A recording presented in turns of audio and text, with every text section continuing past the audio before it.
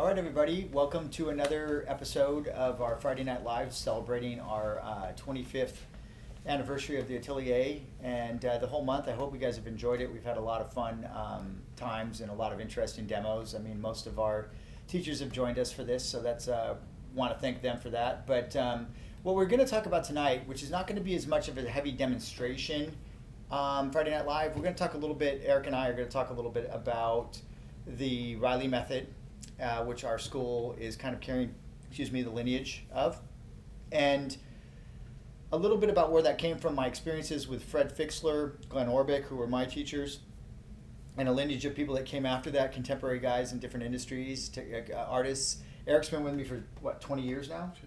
20 years. Yeah. So my most right-hand guy, he's the most seasoned at our atelier. He's the one that really, him and I have really spent a lot of time together honing the Reilly Method, working on it, and actually, hopefully, in some ways, adding and contributing to it. Because I think whenever you teach a system like this, you don't want to just really parrot what it is that you learn. You want to try to reverse engineer it, play around with it, and then expand on it or expound on the concept so that you can then take it further and get hopefully better, more efficient results, also producing a higher caliber of artists, and hopefully throughout history, that's been the way that we've kind of pushed art forward throughout art history is by various teachers throughout history taking the time to share their skills with the next generation, and then kind of as a camaraderie, bringing all that up together. And so, again, we are really, I mean, it's such an exquisite style of drawing and ultimately painting that I think it's just it's so dear to my heart. So I really want to hopefully expand on that a little bit, show you some examples of kind of how it works a little bit, and just talk a little bit more about where it came from so you guys are a little bit more aware of what the Reilly Method is and where it came from. So, Erik, you want to expand on that? No, you pretty much nailed it. I mean, it's as what I personally as a teacher have done is just try to adapt it to more contemporary needs more than anything. I mean, as paces have increased, as the demands of the skill bases for the different industries that we work in has changed, trying to somewhat adapt the methodology while keeping the core of it the same, adapting to what's demanded of artists today, which is a faster pace, a stronger design sense, a more commercial appeal, all of those things, trying to expose them to that, while at the same time, again, remaining true to what's been taught in the past, because it's worked. Yeah, no, it's an amazing, I mean, when you look at the laundry list of people that have come through the Reilly Method or have been affiliated with it, from Dean Cornwell to you name it. I'm thinking more contemporary guys, even people that James Bahama, obviously, who was you're a huge fan of, and so am I. Clark Healings. I mean, we've got there's a whole little lineage of these guys that just kind of trickled down, and I'm sure many that we don't even think about, that are affiliated, that got passed on through Cornwell or through other people like that. But I know for me, when I first found the method, I was about 18 years old. My dad was an art center guy, had gone to art center. He thought that I might want to go in more the direction of a traditional training, because art center kind of wasn't doing that as much at the time. And he knew I wanted to be a painter, and possibly an illustrator. So he thought I'd found his Thomas Blackshear, who's a great illustrator, had come down to speak with my dad at the Society of Illustrators. And he was president of the Society of Illustrators at the time, my father was. And so we would go out to dinner with these different artists that he would bring in, and he brought in Thomas Blackshear. And I asked Thomas, I was about 18 at the time, and I said, where would you go to art school if there was anywhere that you could go? And he said, funny enough, there's this, I'm not sure the name of it, but there's this school up in LA that's producing the best people I've ever seen. And unbeknownst to me, I didn't really know that he was talking about the California Art Institute, neither did my father. But my father called up some of his friends after that dinner had passed. I remembered what he said. My dad called some friends, and they said, yeah, there's this old guy out in the middle of the San Fernando Valley that teaches these really unique old school style of drawing and illustration, very reminiscent of about 100 years ago or so. And so we found this little place called the California Art Institute, which was in Calabasas. It's not CalArts, the CalArts that everyone thinks about, the animation school in Valencia. It was a little school out in the middle of nowhere in the San Fernando Valley up in Topanga Canyon, for those of you who know LA. And we drove up on a Sunday. I remember it like it was yesterday. And I remember going up with my dad, and we got there, and it was a Sunday and it was closed, but they were painting the place. All the students were painting it. And there was this guy out there with his handlebar mustache that looked like Einstein. I mean, he looked crazy. And it was Fred. And Fred was a great salesman, but he didn't really have to sell anything because what he did was so phenomenal. I didn't know this yet, but when I came up to the school, he said, well, hey, let me show you around, I'll unlock it and show you around a little bit. And I remember walking in the door, and it was like a little strip mall out in the middle of nowhere, like looked like an old 7-Eleven or something. I mean, you wouldn't even imagine it was an art school, but the walls were just cluttered with this phenomenal, freaking crazy level art. And that was all the student work. I thought it was all the instructors. At first, it blew me away, no matter who it was. But I thought it was the instructors, and it turned out that it was all the students. And he showed me around. He kind of gave me the spiel, and I was sold within 30 seconds. My dad said, "That's exactly where you're going to want to go." I mean, there was no ifs, ands, or buts. There was no, "Oh, I don't know about that. It's not accredited. You're not going to get a degree." It was just, that's where you're going to want to go to get the skills you're going to need to survive as a working artist, as an illustrator in today's. Because my dad saw the trends, and it was going towards, heavy entertainment, movies, animation, movie posters, comics, all these fantasy entertainment, which were really driven by speed and accuracy and being really good and fast.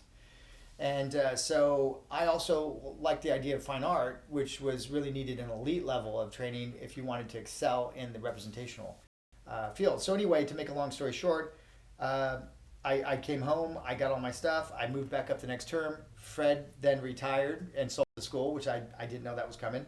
And I ended up getting Glenn Orbick, who turned out to be one of, I think, the best teachers of our generation, probably. And he was a young guy at the time, probably early 20s, maybe mid-25 maybe. I was 18. He seemed a lot older, but now in hindsight, I'm like, it's so old now, it's like ridiculous. But it was just, he was the sweetest, kindest teacher I think I've ever met. I mean, just a purist. I mean, taught from his heart, gave you everything. I mean, but not like, he was very sincere, but very intense. But he had this kindness about him that you always shine through. Whereas I think Fred was more known for being a really kind of driven, and I can only speak from what I've heard from the students that I knew from the time, but a really hardcore teacher. Kind of a throwback to like the Bridgman years and those kind of things, where it was a little bit more a different generation of teaching. It was just a little bit more hardcore, which I don't think I would have resonated very well with. Glenn turned out to be, in hindsight, the best teacher for me. And I wouldn't be here talking to you if it wasn't for him and that school. So I really want to kind of preface where this is coming from, where we're at now, and where it came from even before, which Erik will talk a little bit more about because he's got a good grasp on that. Did a bunch of research years ago, and I did some, but I think he's got a better grasp on it in some ways. So we'll get him to expand on that in a minute. But Fred Fixler was from what I understood, he was a art students guy. He went to the Art Students League with Reilly, and James Bahama was his roommate. And Bahama went on to a famous career in Western art after a really notable career in illustration. And he's still alive, isn't he? He's still alive. Yeah. He's retired. From what I understand, just again, kind of word about is that his eyesight's kind He's of got to gone be on in him. his mid to late 80s. Yeah, late 80s. You know, I so think, yeah. So they were roommates. They studied at the Art Students League. He came out to the West Coast. He was a diamond cutter, spoke 5 languages, an interpreter.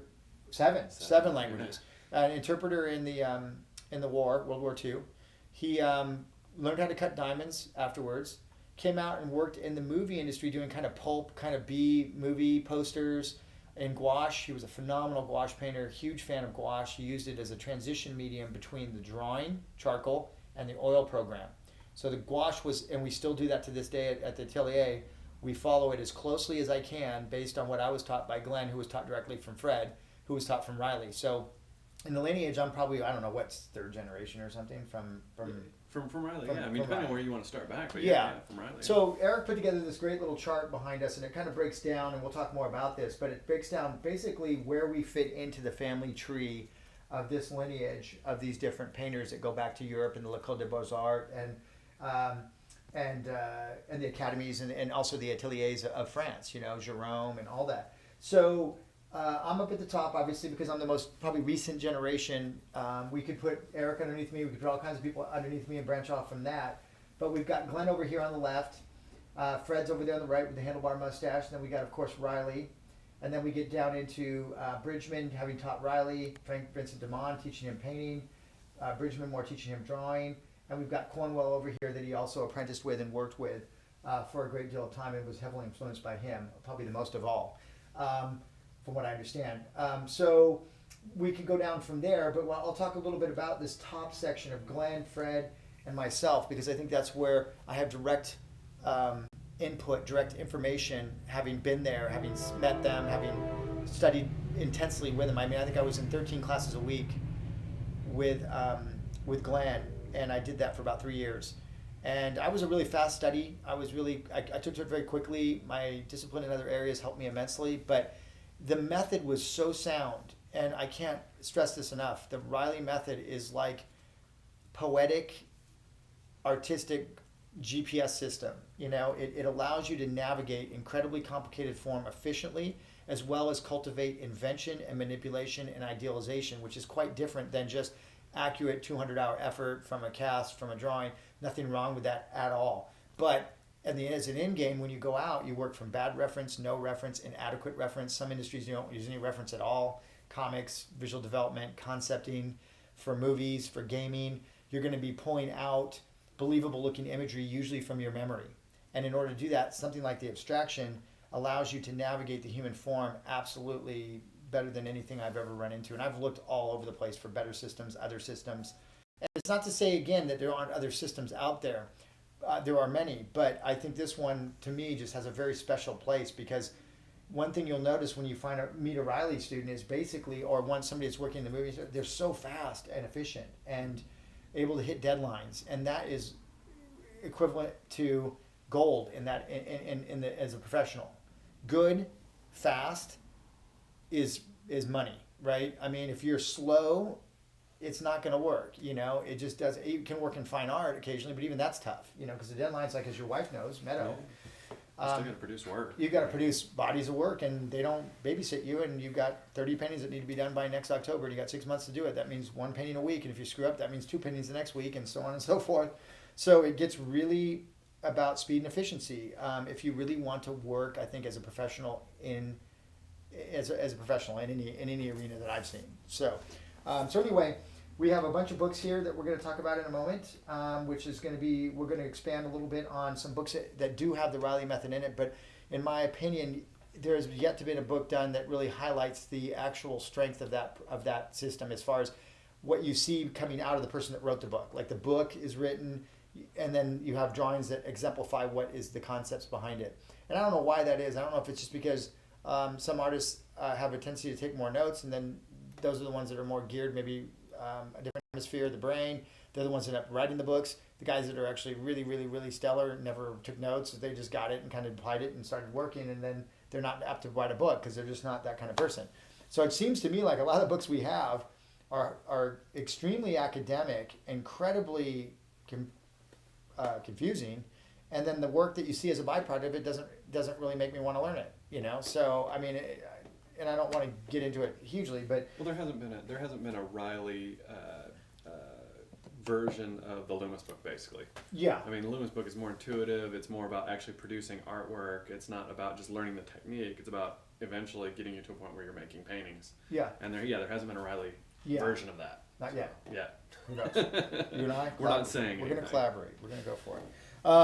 But let's see. So Erik, do you want to expand a little bit on a little bit of the history beyond the top section as we get down a little bit further in, which I understand. I know a lot of these names stand out to me, some don't. Yeah. Some are so far dug in there, but down here with artists of interest, which is kind of interesting. That's going to be the fun part. Yeah. But I mean, from my point of view, when I started the school, I just kind of heard, you just introduced me to a lot of the guys that you're talking about. You had your binder full of drawings. And later on, I can't remember who it was who first introduced me to the term, but the Cave 22.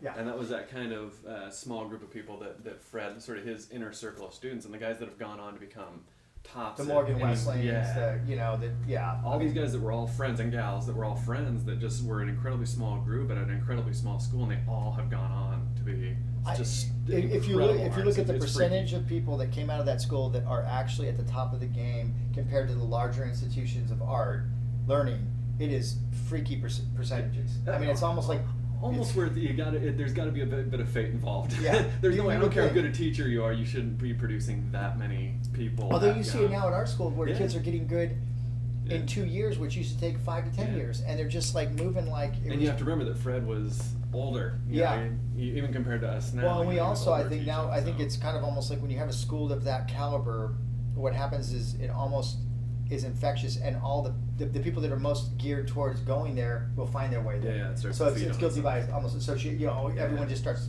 converging on that particular Well, place. that's an advantage we have too, is that we're able to access the entire world.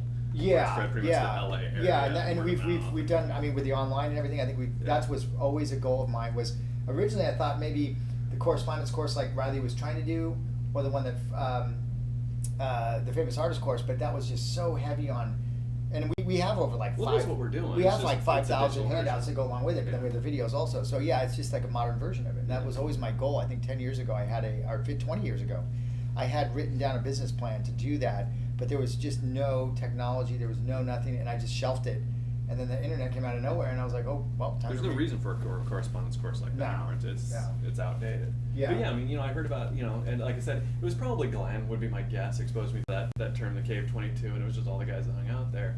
And they were all super stupid young. I mean, just ridiculous, like 14, 15, 16 years old. Yeah, I think super Morgan young. was 16 when he started. I think Yeah, or something yeah. like Glenn that. was a bit older when he started. I know that, but I mean, they were all just incredibly good. And then, like you said, Fred, like you said, Fred trained as a diamond cutter, and even went over to, oddly enough, Academy Julienne when it was a completely different school to study Yeah. cubism. I know, it's just good. And the only reason he even came back and studied representational art is because he felt he couldn't hack it as a cubist. Oh, that's so funny. That's He was the such a funny quirky part. guy. Yeah. He was literally he was like a lunatic, like a mad scientist. Yeah. I mean, he was just a character. Yeah. I mean, character. Yeah, just Bona really, fide. really unique. Yeah. And so he was the one who I think brought a lot of the heavy design sense to what I would consider the West Coast Reilly method, where it's heavy Yeah. on design. Lots of nice shape design, very illustrative. Well, we have a lot of that it's- right now. I yeah. mean, if you look at the West Coast, we have our own flavor. We have our own thing going on. It's not to pit against like West and East, but No, East no, is it's a just lot different. more traditional. They do the more side size. They embrace that a little bit more. Corporate portraiture, things of that sort. We're out here doing entertainment. You're doing. Live streaming is always a. I've watched so many live streaming stuff where there's technical problems. Oh, okay. Now it's back. All right, we're back. Unless we never left. Unless we, in which case you got to watch us drink some stuff and chat a little bit. So again, we were on a roll there. It was quite. I think it's fine. We're gonna probably be just kind of flying off the cusp here because we're really trying to work with a lot of information that we're trying to distill down quickly so you kind of understand a little bit and appreciate a little bit more about the lineage. Because some of you probably will again be online students, will come out maybe in person, and you will become part of that lineage in one way, shape, or form. So I always kind of try to tell people at school, I'm always kind of passing on these stories so that people understand how special what it is they're involved in is, and that it builds kind of a respect within the ranks of the school and the student body, so that you really feel like you take some pride in being part of a movement, an actual movement that I think 100 years from now they'll look back and say, that was a great, there's some crazy people that came out of that. Or maybe they won't. They'll just still be doing it, which Yeah. will even be better. Well, yeah, that's better. Yeah, that means it survived and it's still going. It was funny because when Fred literally, we have so much to thank him for, because without him, this one would have died out. I mean, it was really on the verge of being gone, because all the guys that really capable of teaching it were not stepping up. They didn't step up. They didn't take initiative. Some wrote a few books, like maybe Rockwell wrote a book, on how to put together an illustration. The famous arts course was the closest thing we had, but it was a hard road to hoe because you didn't have anyone showing you. So it was just going to be, again, self-training, even though you can do that. And a lot of people, there are many illustrators that got good just with the art students, or the famous arts course. Many. Bernie Wrightson.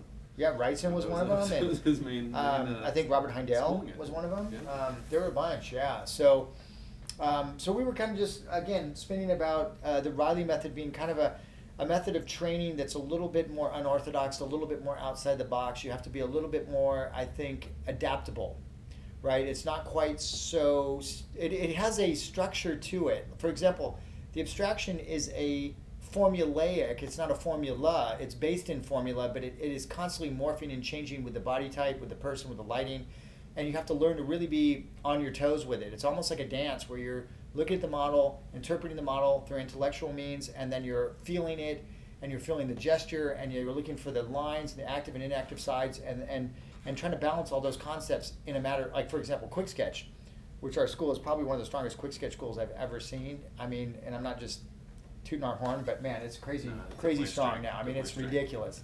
And to take a figure in 2 minutes, 3 minutes, 5 minutes, and do it to the level that we're commonly known for is really like a David Blaine magic trick. I mean, it's pretty, but it's not. I mean, because we keep getting people that good one after another. So it's repeatable. It's repeatable. So it is not a fluke, but it is hard as hell. I mean, it is like I think 30 years into teaching this stuff and being as a student, but now and then as a teacher, and I think I've done that class, taught it maybe over 100 semesters, I would say easily, and that's 3 months per semester, 3 hours, 30 hours per semester, right? And that's times that plus taking it, I don't know how many times in school, 20 times.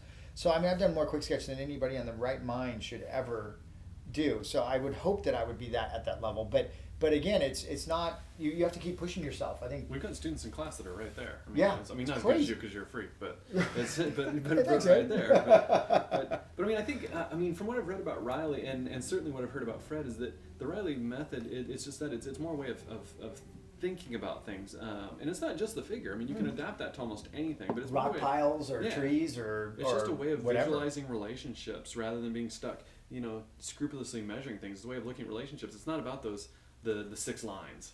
It's about seeing it relationships. starts with the 6 lines and then it becomes 600 lines. Right. I That's mean, an example of the way that you think, but you can adapt that to cars. You can adapt it to animals. You can adapt it to clouds.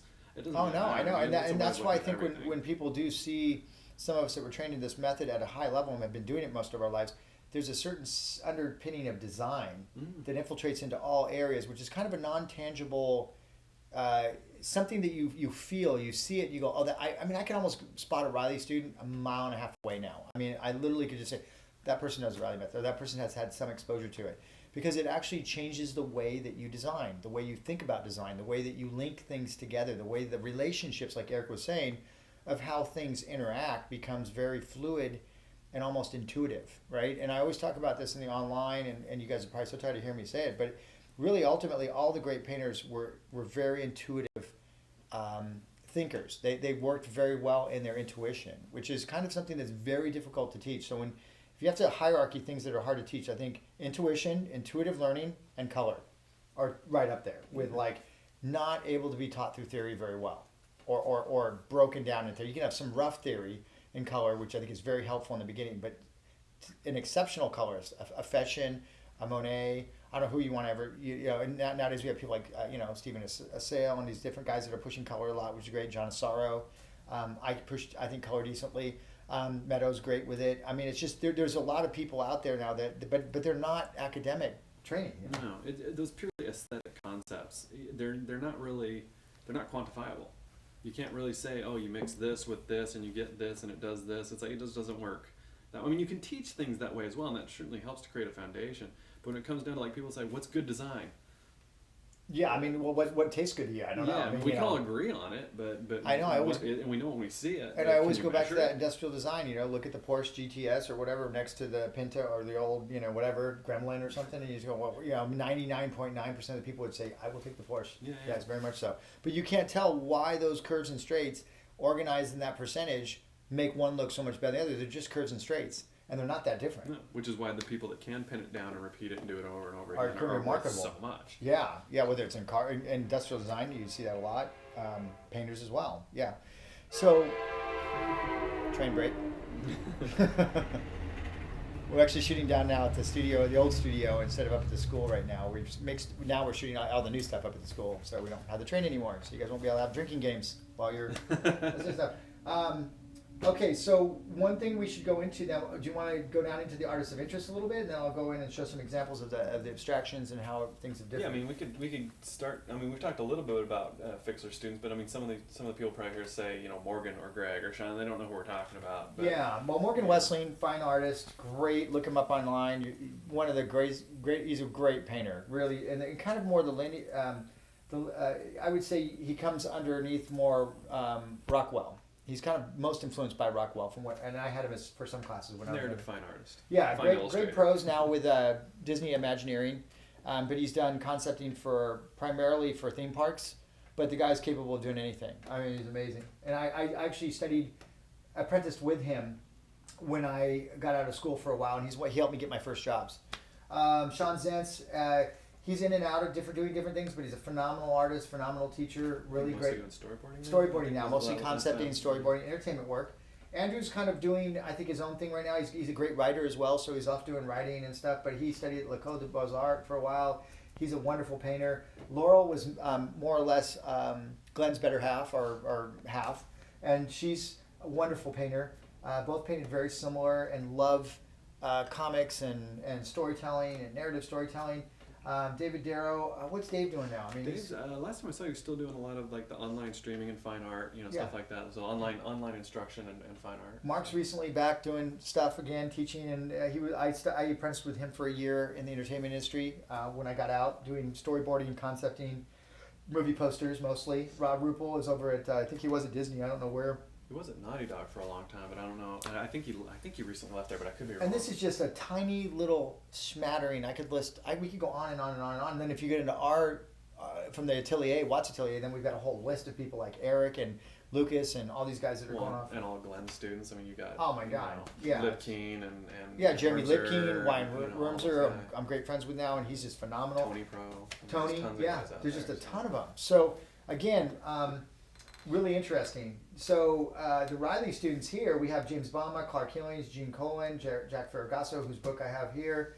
And it just goes down the list there. Some of these guys I know. It's Ted Seth Jacobs is still over in Europe. I think he's in France teaching still. You're getting up there in age. John, I'm great friends with John. He's not far from here. Maybe Pretty much a who's who of Yeah. figurative artists from both illustration Peter and fine Max, art. who surprised the crap. I mean, surprised me because but I not surprised me, but I picked him at first and said, oh, yeah, he's probably right. Well, even Gene Colan. I mean, it's Yeah. like that's one thing you don't see a lot of comic artists, like panel to panel comic artists out of this lineage, but they are out there. I mean, Yeah. Will Eisner was trained by, I think it was Dumont. I think trained Will Eisner. So I mean, yeah, there's again almost every field you can pick out top guys. I mean, historically top guys Yeah. that were trained in this methodology. Yeah, and then you've got obviously the Pyle students here, which kind of fit in loosely with this, but some of those guys were over. I think Dunn, or not Dunn, Dunn did a lot with these guys as well. Dunn taught Cornwell and Salt Which you have Tepper up and Mead here, Schaefer. Howard yeah. Pyle, then Dunn, then Cornwell. You got the Frank Brangwyn. You got the whole Brangwyn kind of school lineage, which is phenomenal in and of itself, and also harkens back to these ateliers, similar to Watts Atelier, similar to Water Street Atelier, which is now Grand Central, and places like that, Florence Academy. These are all really wonderful options for you guys if you're looking for top-notch training. And you got to find the one that works for you, right? If you're looking into, again, speed, efficiency, and even fine art, I think we're a wonderful fit. If you're looking at maybe really, really, really high-end finished portraiture work and stuff like that, maybe Grand Central, maybe Florence, where you're going to be spending copious amounts of time on one portrait and you're going to have the time to do that, then yeah, that kind of accuracy and that kind of being really, really compartmentalized like that could be very helpful for that kind of career. They all have a similar foundation and basis and philosophy, but that philosophy has been adapted to different specialties essentially. Yeah. Where, like Jeff said, over here it's like a lot of it's entertainment because that's where the work. That's is. kind of where the money is and the work is, and it really is a wonderful place to hang your hat when you're a young artist, because you can kind of cut your teeth, get used to deadlines, get used to this idea of long nights, hard, intense meeting, clients, being able to negotiate, being able to do the business aspect of it. And then what happens when you go into fine art is you're a very responsible fine artist, because there's a lot that aren't, and it's not to dig on any of them or anything, but a lot of them can't hit deadlines. It's difficult because they really haven't come from that background where you actually are held to the fire to get things done. And when you come into illustration, a lot of times, into fine art, you see a lot of those artists just excel. I mean, like I remember Dudash when he just came out recently, and I talked to him, Michael, and he was just trying to make that transition from illustration to fine art. And I knew his background. I knew how good he was. I knew how well trained he was, and I knew he was not going to have a problem. And he just crushed it. just crushed it right to the top. So a lot of you'll see that a lot of times with illustrators. You saw that with James Reynolds, who was a matte painter for the movie industry, and then went on to incredible success as a Western painter. Howard Turpney, another one. Western attracts a lot of these ex-illustrators, or it did, because there's a lot of money in that industry, and it's one that can carry a career. I And mean, also, it adopts to illustration very well. It does, I mean, 'cause storytelling, yeah, narrative, it's hugely narrative. Yeah. Narrative. but it's a wonderful industry. I was in it for quite some time. I'm not now, but I did dabble in it. I did try that hat on, so to speak. And that's a whole nother one that we need to have, is authenticity in your work, and how do you find your voice as a professional, because that is not an easy thing to do. And some people never do, many don't. And a handful do, but following your convictions, I think Eric's a great example of that, because you've always stuck to your guns with what you love to paint. Mm-hmm. And I have huge respect for that. Kudos to you. Fortunately, what I like to paint Yeah. is pretty popular right now. It just happened. I mean, we're having sort of a resurgence of horror stuff. When so, you told me, I was like, yeah, at the what? time, no one was doing horror illustration. Yeah, it wasn't really a thing. Which is the beauty of it, because Yeah. how rewarding and what a success when that does pay off like that. Yeah. Because you sit there and you say, I stuck with my guns. I followed my heart when nobody else was in my corner, or whatever, or whatever. I think I always thought you were a little nuts for it, but I did think, hey man, God bless you. But that was another thing. We had the teaching thing going. We had a lot of cool stuff happening that helped. But so with this here, this is the Lineage. This is kind of what's going on. We'll post it somewhere. We'll end up having it. Well, it's online. It's I mean, online, if you do a Google search, you'll find it. But Frank Reilly, Reilly, just moving down the list, Reilly not only apprenticed with Cornwell, they were actually neighbors, I guess, in a tenement building. They were neighbors, Oh, okay. and then Frank Reilly sort of apprenticed under him.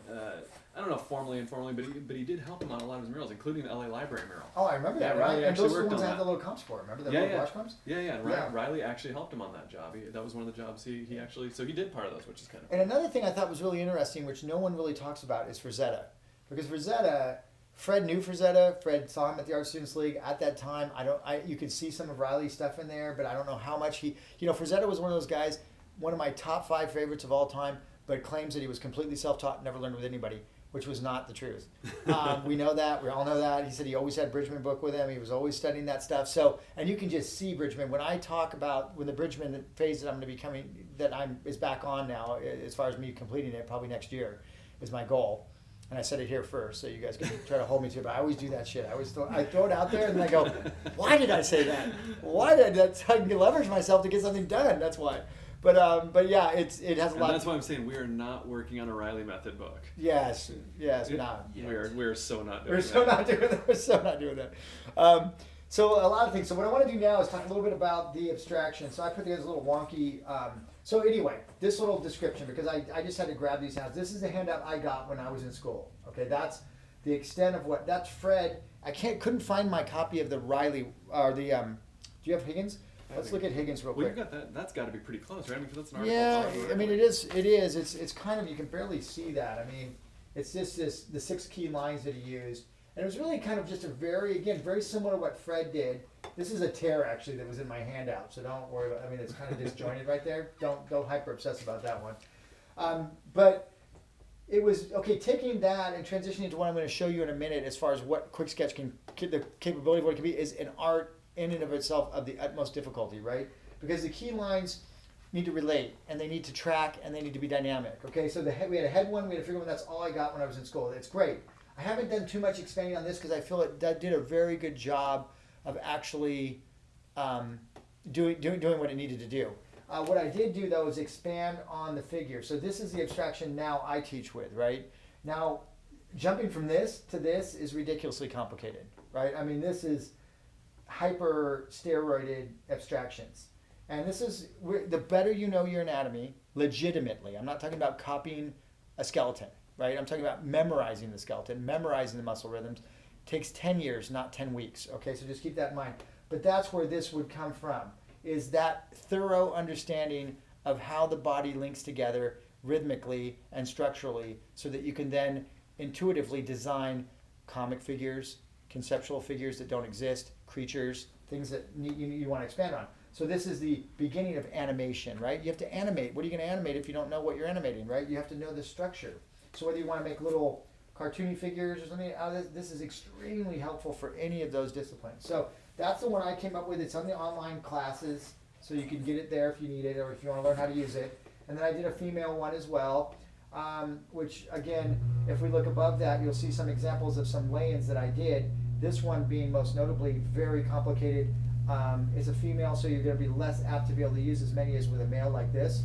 But it does have beautiful draw through, and you can see that those draw through lines are not even annoying because they actually track along integrity of forms, the skeleton as well as the muscle attachments. So you can actually use those in there, and I think it adds a beautiful poetic quality to the drawing alone, even if it's not finished. Well, they can even guide and help contain your halftone design as you for move sure. through the drawings. Yeah, I mean, as you can see on this one over here, you don't see as many lines. They were in there. This was a drawing I did on a Friday night workshop. I came in and I just wanted to play around, and we had this great model, and I thought, I'm just going to see how far I can take the mapping on this. I'm not going to really fill it in. I'm just going to play around with mapping tonight. So I think I spent like an hour on that one.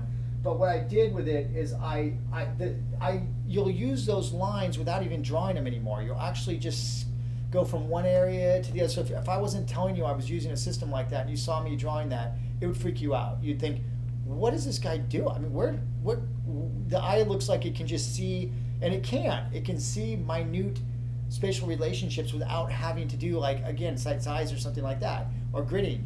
It's a gridding, it's a gridding in motion. It's like an animated grid system, right? So again, it's just a way of looking Yeah. at things. It's a way of comparing relationships without having to measure or anything. It's just seeing relationships on an intuitive level. So that's kind of just some examples I want to show you what's capable of being done efficiently, quickly. This is probably an hour. This is probably 45 minutes to an hour with this system. It's a fast system. Now, when you go back to the original, some of the quick sketches that you see from like, these were actually dug in, I think they were drawings from actual Reilly's class. Nothing wrong with them. Very nice. See the long draw through lines where he's going from the neck line all the way through the arm, not drawing around the bumps and the undulations of the form, but drawing through the form. Line 1, line 2, muscles on top. Line 1, line 2, gestural flow first. Then, so again, first the dog, then the fleas, whatever you want to, however you want to think of it. But it's getting the underpinnings, and you do that in a linear manner with long, quick, sweeping lines. I remember Glenn used to say, draw the line off your paper onto the guy next to you. I mean, that's how long he wanted his lines to be. Now, when you look at someone like, so I'm just going to show you some examples and then where we kind of are now. And I have 6,000 trillion quick sketch pages, and I'd like to do a book on it coming up. Hopefully it's in the works. I'm not going to say it wrong. Why did I say that? Everyone's going to say, when is that book coming out? So when you look at this, these are some original drawings that were done on my pad from different artists at the school. Mark Westermo and Andrew. Some different ones that I collected while I was at school. This is probably was the most advanced at the time that I knew of, and it was kind of where I got a lot of my my impetus for doing what I do now. But Glenn Orbick, my main teacher right here, was the one, that's his style of quick sketch. He was not about flash, he was not about anatomical complexity. He was about long, simple lines. Boom, boom, you can see, draw it on the guy's pad next to you, right? Big picture and design. Big picture and design. There's a ton to be said for that. That's how I learned quick sketch. When I show you the quick sketches I do now, it's anything but that, right? But the underpinnings are back to this. So we got guys at our school like Brian, who teaches it very much like this. Erik can do that, but he draws very similar to me now, but he can back it off. I can back it up, but not quite as good as, I just have a hard time doing it. But these long lines that we talk about here are quite amazingly simple, right? And that's really the root of the Reilly method. Well, the fact that even reads as a figure is ridiculous. It shows how incredibly simply complex it is. Yeah. Because there's no way that shouldn't read as a figure, but it totally does. And so Glenn really, I think, being one of the main guys that studied underneath Fred for so many years, when I look at his, I say this probably is the closest to what Fred was trying to get at. Although Fred's were a little more complicated, more reminiscent to ones in the back here. Again, we could go through this for hours, but and have, yeah. Back in the back here, we have some more advanced, slightly quick sketches from, I think, Greg and Morgan and those guys. These ones are a little more painterly, a little bit. So you can take quick sketch and do it in a painterly manner using the grid system, but not tracking it with lines so much. And again, it depends on the advanced level you're at. You're going to find so many levels of proficiency. Now, this book here is the wall hangers, which we have at our school. When you come in, there's this wall. We have hundreds and hundreds of drawings that are exemplify the power of this technique that we hang up all over the place, and we rotate them in throughout the year because we only have so much wall space. But this was the wall that was at the school I went to, and it's Glenn's old drawings, Fred's old drawings, Randall Eagle's old drawings. I mean, a bunch of guys that were at that school at the time, Gary Cornell, God, I could list a bunch of them. You know, Sean Zentz, there's a bunch of Zentz in there. I think these are mostly Glenn's old ones, some of Fred's over here. But this is just another example of this beauty of this technique. It's a very tonal method, right? We start with line to find where the tone goes. That's our navigation system, so that's the root of the abstraction. But then we go and we start layering mapping on top of that, then we layer rendering on top of that until ultimately we have a finished drawing, and it's unbelievable. And then you get into painting and you already know how to paint because you're already thinking like a painter, right? You don't have to make that translation. You don't have to go. The success is repeatable. Oh yeah. You know, by a single artist, by groups of artists over and over, and then what you choose to go off and do with that is up to you. You can adapt it to almost anything, right? So it's just incredibly proficient. I can't say it enough. I mean, it's the absolute. You just look at these drawings, and you go, they're exquisite examples of drawing the human figure, drawing drapery, drawing, demos. Some of these are just like 20-minute demos. Some of them are a little bit longer drawings. It's just, if you want to draw representationally well, efficiently, great system. We had a question that's really beating on what you guys were talking about there for a second. Cool. So you guys have both dabbled in, you're mostly commercial art, right, Erik? Mm-hmm. You're doing that. And then Erik, Jeff, you've kind of done commercial art, but also fine art. A lot of everything, yeah. And can you guys talk about how the Reilly method transcends those specific markets and how it kind of is a little bit more than that, or how it applies? It's not really about the market, although again, over time the methodology going all the way back to the Renaissance has adapted and evolved as the market has changed. But again, underneath it all, the thing that has remained constant from the 1500s all the way up till now, till it eventually became the Reilly method, 1930s, 40s, 50s. It's more about that grounding philosophy of big relationships, big picture down to small picture, and that's going to cross over into everything. If you were a character designer for video games, it's going to be about that initial read of the silhouette of the character, and then the details come secondarily or tertiarily. Same thing with illustration. It's gonna, especially now when so much of it is about that icon on, Amazon.com or something like that, where it has to read, boom, big picture has to come across instantly as what's going on. And then as you look closer, as you absorb the artwork more, it moves from just commercial appeal and initial impact to small, subtle beauty. And in fine art, to a slightly lesser degree with the big read, but still it has to read across the room in a gallery. Someone walks in the front of, Trailside Gallery or what have you, and they're going to see a 40 by 60 painting from across the room, and it's going to look about that big to them. And it's got to look beautiful that big, otherwise they're not going to take the time to walk across the room to look at it. So it's about those big relationships, that big picture, that initial impact. But then the micro design comes in. You establish that macro design with the big sweeping rhythms, but then through structure and mapping and careful breakdown, you move into smaller and smaller and smaller shapes. So essentially, you start with the big envelope of the figure, you finish with the highlight in the eye. It doesn't rely on going in and carefully finessing and rendering one area and then carefully finessing and rendering the next area. It's about establishing big picture. At least to me, that's what it's always been about, is quickly, in seconds sometimes. So it's almost less about commercial art versus fine art and just really a method for representation. In fact, itself. it's the opposite of commercial art versus fine art to me. It's about what makes just art. Gotcha. And so you can take this method for representation and bend it towards a commercial market if that's what Or you're the most excited cartoony about. market you Doesn't could possibly matter. imagine. Yeah. Yeah. And again, there's guys working in every field that From Ren and that bear Stimpy, that out. yeah, So it's not a matter of opinion at this point. Randall's over at Ren. He's doing Angry Beavers, or he's working on all the stuff at Nickelodeon, and it's just about flow and design. At the end of the day, a product sells because it's attractive. It just is what it is. Yeah, it doesn't matter. Ugly stuff doesn't sell well. I don't care if it's fine art. I don't care if it's illustration, animation. It doesn't do well. Why? Because it just doesn't. Right. So there's no real market for ugly stuff.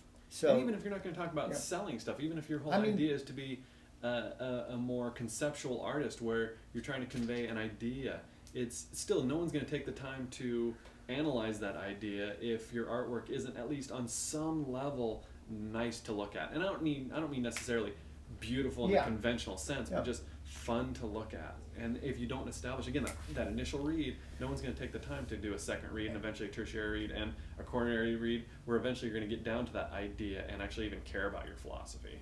Yeah, and I think that's what a lot of people, I remember a great example was the comic industry because you have so many people that really aren't traditionally trained in it, you know, and then you have the elite ones that are incredibly well trained, Yeah. you know. But I remember people always complaining about self-publishing, how difficult it was. But then you look at the product, and it was not good, Yeah. right? And so of course it was going to be hard to sell it. But then you look at someone with a really great product, whether it's, you know, James Gurney or anyone, and they're doing well. I mean, you know, beyond well. And so it's all about, there's all these underlying rhythms and to everything. And the key is to get yourself to a level, I think, of quality through whatever means, site size, Reilly, whatever, or combination, hybrid, or whatever works for you, really. And Loomis, Steve Houston, whatever it might be. yeah, it does not matter. I mean, but it matters from the standpoint that it needs to resonate with you. And I think what we're all up against is time and money, right? And ultimately, what's the most reasonable, intelligent way to train yourself to become a working professional, if that's what your goal is, or a high-level artist for whatever reason, for your own impetus, or you just want to always do that. So it's to it's, get people to you look know, at your work, basically. Yeah. That's what for whatever reason that Yeah. you have for wanting people to go. No one, regardless of what anyone says, no one creates creates artwork for a vacuum. Yeah. You know, you wouldn't create a visual art for no one to look at. And so if people are going to look at it, there has to be a reason for them to look at it. And the reason for that is that it is aesthetically attractive in some way or another. So Jeff, you were kind of talking about training in general and trying to be cost effective with it. That Yeah. goes back to the online school. We had a student, or at least a commenter, ask, would you consider the online school a good enough standalone program, or would you? Okay. Yeah, How we've would you seen. I kind mean, of we've seen some expand on amazing that? people. I mean, already, and really, it's me taking at the time when I created that online program. I didn't know if the original school was going to make it. We were in the middle of one of the worst economies ever. I had to live through that. It wasn't a pleasant time in my life. The online became something of I want to lay down a legacy of this while I'm at my best level in all areas. And I needed to prove that it was viable before I could get everybody else on board. And I just kind of went into this idea that this would be something that could way outlive myself, and something that I think many people could really improve their life. And so the goal was to put down our whole curriculum more or less online. And we're about 3/4 there, or we're pretty far in. So it was quite an ambitious thing. It kind of has a life of its own now, but I can kind of see the light at the end of the tunnel. So I kind of trying to get my 50th wind on it or whatever to just finish it off and to the highest level we possibly can. So yes, I do believe it's a standalone. It's designed to be a standalone program. Although now with the live streaming that we're doing, it just adds a whole nother layer of being able to be intimate and feel like you're actually in the environment and get that one-on-one that you're looking for. And then obviously the brick and mortar, sticks and bricks, whatever you want to call it, is still around. So that's great if you can make it there, because there's nothing like being there in person. But they're all great modalities of learning. It's basically like having the famous artist course from its heyday, but with the people who created it still around for you to talk to, essentially. So it stands on its own. Literally, you could still go on eBay or whatever and get those famous artist course binders, and you could become a hell of an artist just by studying those binders. If you had the raw discipline and could follow through. But then if you could actually, for a brief period, go and communicate with Rockwell and Dorn and all those guys, it's like, oh man, even better, right? So Yeah. So did that answer that question? Yeah, no, that answers it pretty good. I mean, and then of course always, like, if they're not able to get into a brick and mortar school, you got to start a workshop on your own or do whatever. Well, you yeah, I gotta mean, do. there's Different always tenacious ways. Get some friends together, get a model, all chip in, and then take the information you're learning from the online and extrapolate it, and then get some raw experience. But it's a tough way to go, but it is possible for sure. Tenacity and ingenuity are always the forerunners of skill. So nothing's ever going to be perfect. no, right? there's no perfect anything. Everyone's always going to have their challenges in front of them that they have to overcome. So this is just a one page. I mean, I had 7,000 of these kind of pages, but this is just one that shows, again, some of the complexity of the musculature, leaving some of the bone structure in, underneath pinnings. This doesn't show, I mean, I just had to grab one before this because I quite frankly kind of brain farted and didn't get this together as much as I wanted to. Yeah. But there are some pages I'm really, really proud of over the years. And right now I'm in a really good form on Quick Sketch, but I really enjoy it greatly. It was really one of the things that when I originally started the school made me want to learn the Reilly Method was Quick Sketch. I mean, it blew my mind that these guys could do 1 minute, 2 minute, 3 minute, 5 minute, one after another, and have them be consistently looking phenomenal. That is so freaking hard. I mean, it's design, it's calligraphy, it's idealization, it's thinking on your toes, it's not making any mistakes, pressure sensitivity issues, everything. It's where the rubber meets the road, as my dad would say. It's exactly where there's nothing to hide behind. It's figure invention. It's just crazy how hard it is to get a full page that you don't flub one on, or that's not a crapper. So it's a game, and it's composition, and it's all these things wrapped into one. So I think for the nucleus of the Reilly method to me is quick sketch. It's the hardest. It's the one that best teaches the abstraction. It wraps everything into it, and then of course you have your head drawing, your figure drawing, and ultimately you head up into this kind of thing, which is what I just finished for the online. Was this long figure drawing, right? So that's a long graphite finish, right? That's about as long and as far as you need. I would want to go with a drawing, and that's a finished drawing in some ways. I mean, it still has work that can be done on it, but that's where we're heading with all this stuff, is to finishes, and then from finishes going into painting and narratives and storytelling and composition and perspective and landscape and still life and portrait and figure all have huge amounts to do with all that. And so this is just taking one area and mastering it, or trying to master it, right, of many. So it's really more to show you that I did this one online, so if you want to watch it start to finish, you can. It was about 8 hours, 9 hours. Jim did the other half of it. Jim Hahn, who's another great teacher of ours, did the female version, the female one. He just finished it. So it probably won't be coming out till the fall, but it is done. And it just needs to be edited, and then the workbook needs to be done, and then it needs to be put up. So that's quite a process. But anyway, that's how we would be heading to that kind of thing. And there's abstractions all through this thing. There's little ways I'm linking together halftones. I'm using sub-abstractions within the context of the larger abstractions to link my halftones together and my shadow patterns together. So there's all kinds of subliminal narration of form going on in this that are advanced layers of abstraction. I don't think you can exhaust the abstraction. I really think that our contribution, our school, is having taken the abstraction and really springboarded off of it into a new level of understanding of it and a new complexity level of it. And again, I mean, not that it doesn't work at its simple level, but you have to learn it at the simple level first. And then you go back up into these more complicated ones, and you can just keep extrapolating and going higher and higher and higher in design. And that's where you want to go to the Mukas, the Leindeckers, the Drew Struzens, up at the high level of design. So, books. Yeah, let's go back to the Lineage. The books. Jack Ferragasso's book, Mastering Drawing the Human Figure, From Life, Memory, Imagination. It's like vector calculus drawing tutorials on abstractions. There's a lot of good information in here. I just don't, I mean, it falls a little short to me in the end product. But there is great information in here if you want to dig through it. Quite frankly, never dug through it because it's too complicated. I mean, it's too complicated for me. I mean, I look at it and I go, I mean, there's a lot of good stuff. I would get it, but I would be careful about copying the finishes and stuff. I would just go through and understand the concepts behind it. What was the name of that one Yeah, again? yeah. It's Here we go. right there. Okay. Yeah, it reads like stereo instructions. Yeah. There's a lot of it's great for the technical information, but certainly a fair amount of the artistry is lost. And Doug Higgins, you can show his. Yeah. This is a great little cheapy book, but it's fantastic. Doug's a great guy, but it gives you the fundamentals of the real basic, the way it was in the Reilly class. So that's a good one to get. You should have it in your library.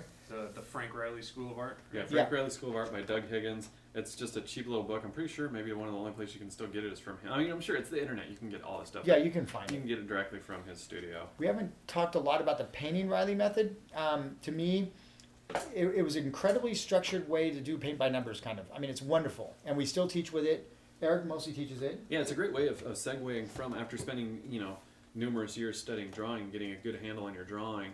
It's a good way to then heavily lean on those drawing skills and move into oil painting while you're trying to learn an infinitely challenging medium. You can really, really lean heavily on your very strong drawing skills that you've learned from using the Reilly drawing. Yeah. method. So along that kind of idea with the painting, how would someone go about applying that Reilly method of painting? Well, again, we teach it online. I mean, I take the Zorn palette and break it into 36 swatches, very similar to the. I basically Reilly it out, and I use that as my way of showing the Reilly, because the Reilly was originally a very expensive palette to mix. I mean, when I mixed it in school 30 years ago, it was probably $800. I mean, we tubed it, we put it in tubes, we mixed it with the cadmium orange, 150 milliliter tubes, cadmium red, 150 milliliter tubes were really expensive. And we mix it all up, take it, put it in blank tubes, roll it, and label it as 9 values. So we have 9 values of flesh, 9 values of yellow, 9 values of red, 9 values of gray, and 9 values of flesh tone. And we'd have these, and then you would set it up in rows all along this big piece of glass. And then you would do a burr number underpainting. Which is essentially a charcoal drawing, but with oil paint. With oil paint. So if you can do a good charcoal drawing, you should theoretically be able to do a very nice pickout without ever having painted before. Again, online, we do burr number pickouts, we do burr number direct. We walk you through these monochromatic palettes up through the chain of palettes. So we have the monochromatic palette you should master first, then we have the Zorn palette, then we have the warm, cool palette, and then we have the uncontrolled palette. In between the Zorn palette and the warm, cool palette, you could probably slip the Reilly palette in there. And it would be basically a very, very controlled palette. By controlled, I mean it takes a lot of the guesswork out. So when you do this beautiful underpainting in burr number, you then match the values. So that's value number 5. You go down to your list of value number 5s. You go over to the flesh. You go down to that. You take that. You mix it. You plug it in. It's right? essentially a Munselized version of the Zorn palette. Exactly. It's the same basic concept of the Zorn palette, but so you simplify it down into sort of a minimal number of colors, but then with the Reilly palette, it then explodes it back out into complexity again. But it's based off of a lot of the Munsell system. So he took a lot of the French Atelier tradition of painting, a very technical, controlled, academic way of painting, and then sort of mashed that up with the Munsell system and came up with this way of, it's almost like vector calculus painting, where it's like, okay, this plane is at this angle from the light source, and it's flesh tone, and this is the local value and local color. So then you go over here and you go, okay, well that color under this light source is going to be at this angle to the light source. It's very, very, very, very technical, And so, but it's actually easier to execute than it is to talk about. Yeah. So it allows you to, if you want, this method allows you to be procedural if you need to be, or if Yeah, you're yeah. learning. You can really think your way through each thing, just like anything in the Reilly method. If you want to, you can really, if you're of that mind, you can really think through, and everything has a very logical reason, a very logical way of doing it. Or you can push it to a very intuitive level, where you're using the same basic concepts on a more of a sort of improvisational level. And that's what I also think is very good about, again, it's, the atelier, our atelier, is that Erik is very much, can go, but here you're very logical. I mean, you always have been a very logical thinker. He's very, very academically sound. And I am, but I prefer the kind of loose cannon, kind of wild fly by the seat of your pants, don't quite know what you're going to get when you start the painting. It's as much a surprise to you as it is to anyone else at the end. And you use all your skills necessary to do that, like Fetchin, like Mancini, like some of the great controlled chaos painters. That's where I love. I love Cornwell. I love these guys that just sling paint, dig it up, put it on. Very intuitive, very difficult to navigate, very difficult to teach. But we have been able to teach it. But not everybody resonates with that. So it's nice to have someone like Erik who would do it like Rockwell if Yeah, I could. exactly. If I had the time, I Exactly. would literally work And- it out step by step by step by step. I would live by the Rockwell and Rockwell How to Make a Picture book if I had the time. And I love that and have done that, but at some point it just didn't resonate with who I am. I just kind of said, I've done that. I did the Reilly, and I did some beautiful paintings with that, and I found a way to connect with it. I just got into my kind of more structured side, that other hemisphere. And then but as I got better and better, I really wanted to open the floodgates and learn to explore from an intuitive standpoint. And that I've managed to learn how to teach like that, and I think it resonates. We've gotten a lot of good painters through it, but the academic ones really struggle with it. So, but online, I dumbed it down, and I went back to that way of working. When you say dumbed it down, I structured it down in order to paint more like that, because it's more what you should teach somebody. The kind of stuff that I was talking about, you may never get there, you may never want to go there. It's way down the road. I mean, it's light years down the road for most people. So that you got to learn that first part, and I learned it. I spent 10 years painting tight Clark Hewlings type paintings so that I could know the range of my medium, and then I opened it up and went back to loose painting and a little bit more chaotic, and then I really resonated with Fetchin and his philosophy. But those of you who know about Nikolai Fechin, his drawing was unparalleled. I mean, the guy was not. But again, started from that incredibly academic yes. Russian tradition. Yeah, not a very fly-by-night tight, training. controlled training.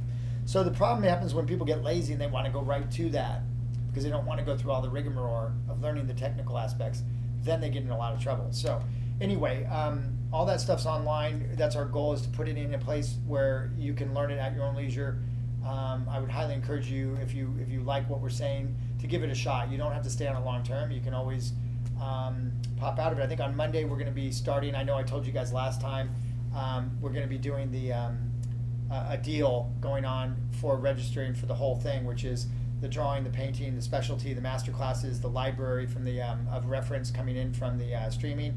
And it's actually, I got to correct myself, it's $129. It's not $119. I got that mixed up. So it's just a little bit more, but it's still a lot cheaper than $199, and it probably will go up in the future from that. So it's going to be a good deal. So if you're looking for that, it may be a good time for you to commit and jump in, and you can jump between all those different classes. You're going to have over 700 hours of content to work from, and 5,000 workbooks or pages of workbooks or something. These other books are, this one's pretty good. It's stiff, you know. It's Mastering the Craft of Painting, but it does give you some really good information in there. It's even got the Reilly abstract. It the does. actual It Reilly does have the abstract actually on that. Reilly abstraction. That's right. So that's what an underpainting looks like. We were just talking about, but it's not. I'm not saying it's the best one I've ever seen, but it's what the underpainting looks like. And then when he goes through and shows you how to put the color on top of it and posterize it out, right? So this is very much in the workings of the Reilly. It's got some great notes on drawing in the back too. It is a good book. You might want to pick it up. I think it's out of print. And what was that one again? That Mastering the Craft of Painting. Okay? So you can see it, you guys. Freeze your computers and write it down. This one's actually pretty good. The Frank Covino Control Palette is, Covino was one of the, I went, you know, he's quite a good painter. And from a tight standpoint, but it's a little sugary to me. But he goes through how to mix the Reilly step by step. With it, you get a value chart, just like we did back in school. So this one's good for learning how to mix that. That's Frank Covino.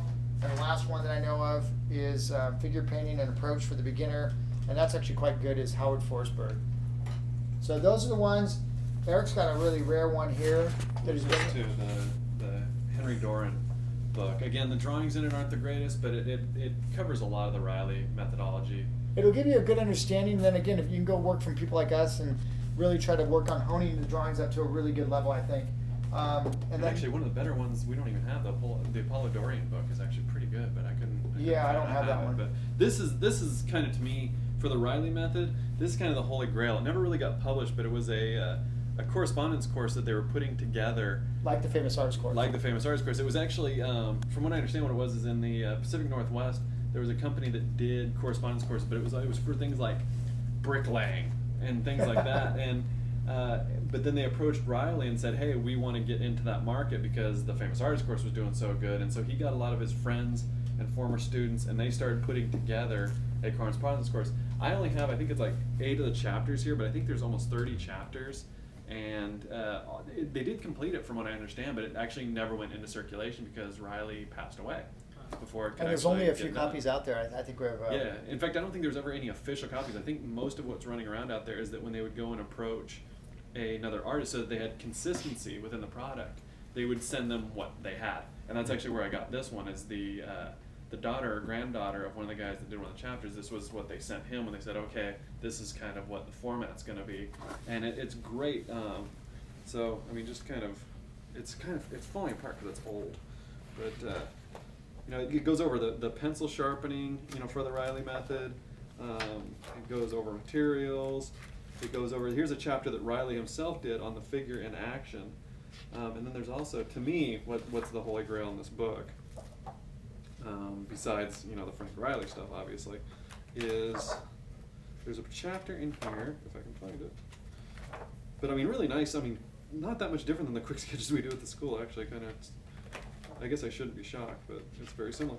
But this is the gold mine to me, is the chapter by James Bahama on hands and faces, and it's taking stuff all the way from the, again, very simple cartoony stuff that he's not exactly known for, to the kind of stuff that James Bahama is more known for. That's really, you know, hyper tight, hyper tight, real. really well, beautifully designed little tiles and brush strokes, but come out to, you know, a very, very tight, realistic feel.